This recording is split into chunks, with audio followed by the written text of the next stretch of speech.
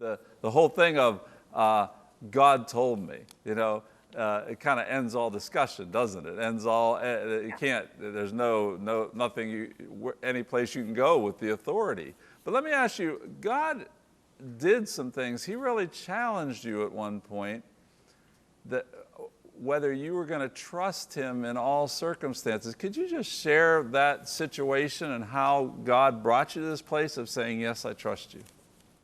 Yeah, I'm 50 years old and I have 3 kids. My older 2 are grown and married, and I remember my eldest son, his name is Colby, being in a very, very bad car accident, and this was before he got married. And I get a phone call that lets me know, I don't have a lot of details, but all I know is it's bad, it's very bad. And so I go rushing to the scene. And of course, I'd heard ambulances, fire trucks, police cars for miles away. Traffic was shut down both directions. And I literally had to off-road like my mom car in order to get to the accident. I'm off-roading. And then finally I got as far as I could. And I jumped out of the car, took my high heels off, and just started running. And I come up on the scene of the accident. My son's car is flipped upside down. The windshield isn't even in the car.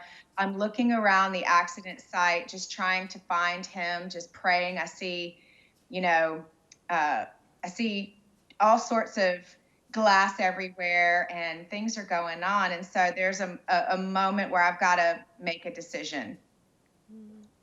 I got to make a decision. Oh, and what did God speak to you at that point? So when I finally am looking around the rubbish, and I see my son standing up on a hill, and I ran over to him, and he was okay. He was able to escape the car, and he was bruised by airbags, but that was it. And it was a bad scene. There were people being taken to the hospital, but the thing that I remember most is I'm standing on the side of the hill. They had to interview my son, one of the police officers, because they came in, they said, listen, we call this dead man's curve. We never have an accident here where we don't have to call the coroner. Wow. And so I'm standing there and I'm in shock. And the Lord begins to speak something to me, while they're interviewing my son. He says, do you trust me? And I'm thinking, what kind of question is that? My son's standing here, like he's okay. Of course I trust you. And he's like, no, that's not what I mean. He's like, do you trust me? And I'm like, okay, first of all, I'm in the middle of an accident scene. Do we really need to have this conversation now? That's my first thought. Can we not have this conversation when I'm back at home and my heart isn't racing? And he's like, no, we need to have this conversation before we leave the hill. And I said, well, of course I trust you. I mean, look at my son. And he goes, I don't mean that. He said, if your son was going away in the black box, would you still trust me? And I'm just like, I really don't understand this line of questioning. I don't, like right now, I'm kind of a bit confused. I'm in daze. Like, why are you asking me this right now? And he said, because I need you to make a decision before you leave this hill. Or every time your children leave the house, fear is going to try to creep into your heart. And I need to know, are you trusting in the someone, the capital S, or are you trusting in the something? Because there's a difference. And what God was asking of me is, do you trust in me despite the situation? If it goes in your favor or not, do you trust me? Do you trust that I am good? Do you trust that I am faithful? And I had to make a determination. Absolutely, God, I trust you. Even if this wouldn't have gone the way that I would have desired, God, I trust you. Now can I come off the hill? Wow. Right, awesome.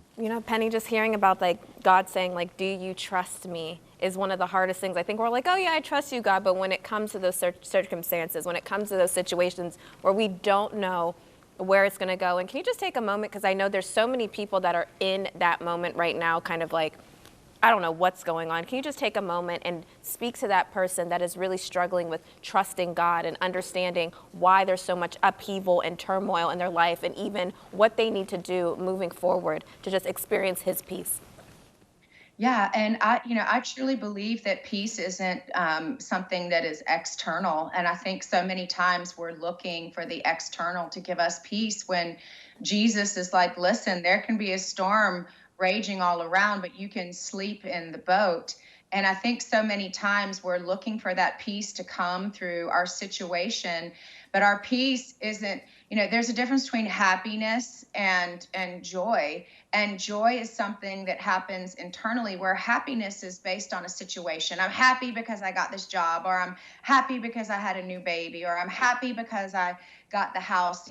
Something worked in a way where, I wanted it to.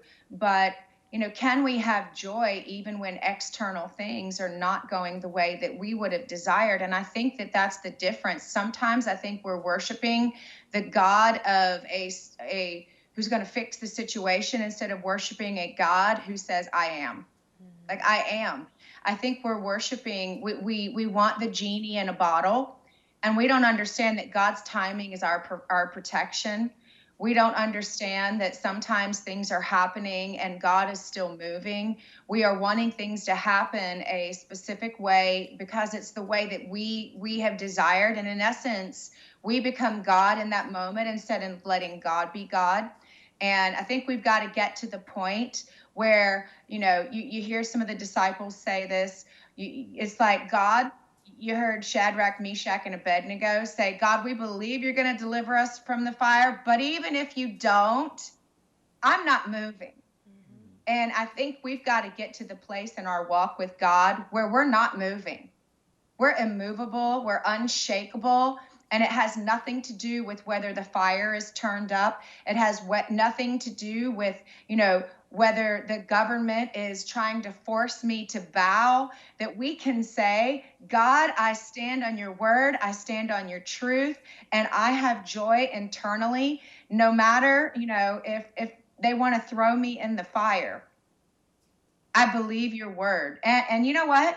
And just as a caveat, even if you don't come through like I'm thinking you should, I won't bow.